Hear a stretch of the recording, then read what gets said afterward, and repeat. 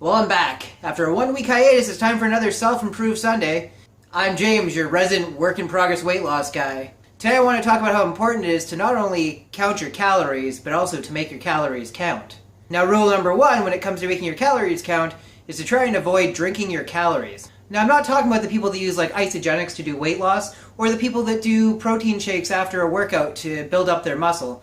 This is more targeted at the people that drink like pop or beer or whatever and don't realize how fast those calories can add up. My wife and I frequent a burger place called The Works. Now, for those of you who are in Ottawa, you don't really need an introduction to this place, but for those who are watching from elsewhere, this place has a burger selection that can make a grown man cry.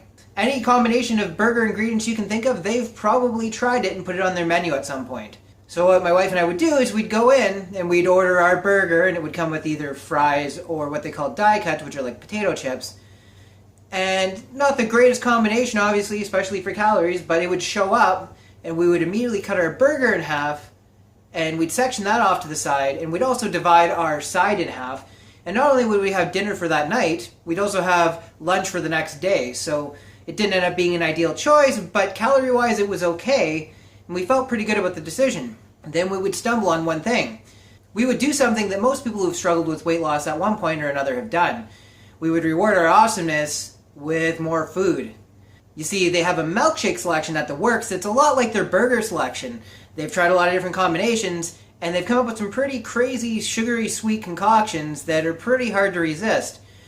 So we would order one of those, and we'd be sipping that on the way out the door with our other half burger, half fries, feeling really good about our decision. Now, recently, the laws in Canada changed, and most restaurants now have to post their calorie information on the menu.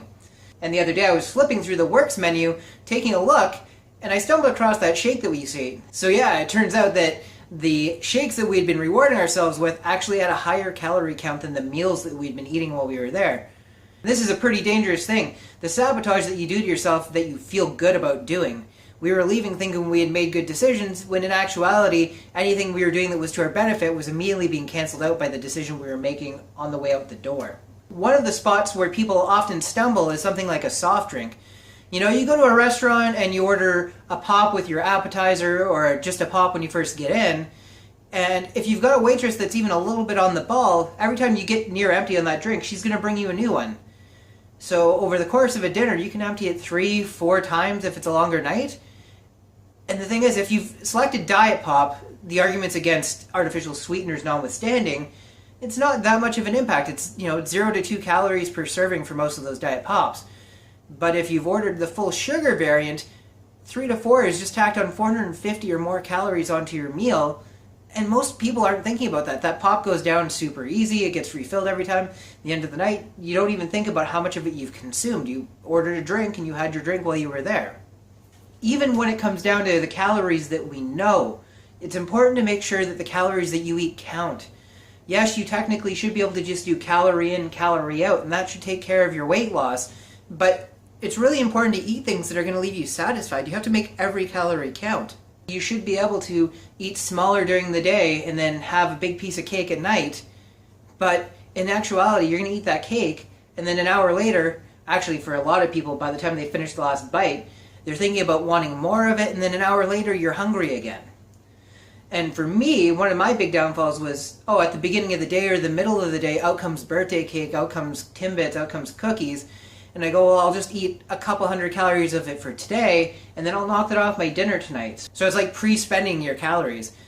Well, what would inevitably happen at dinner time is that I would be hungry, and I'd say, I'll just make it up tomorrow. And I'd consume my dinner the way I was planning to all along, which means that what I consumed extra during the day just ends up being to my detriment. Now, a lot of this comes down to self-control, and maybe your self-control is better than mine, but my self-control, where I would say I'm going to eat this now and then I'll account for it later, it would usually vary from day to day depending on how determined I was feeling. And I think that's one of the problems too, is that your self-control can vary from time to time, so why put any more stress on yourself to have self-control like that than you have to? Get past the moment, don't eat the extra piece of cake, and go on with your day as planned. So eat your calories, eat your calorie goal every single day, but make the most out of those calories. You want to run out of day before you run out of calories. You don't want to run out of calories before you run out of the day. And I think that's where we'll end things for today. If you like this video, why not toss me a thumbs up? If you haven't subscribed yet, then go ahead and do so now. And if you've stumbled across something that's been crazy high calories that you weren't expecting since the new laws in Canada went into effect, tell me about it in the comments below. I'd love to start a dialogue. Alright, let's get out there and kill it for another week, and I'll see you next Sunday. Bye for now.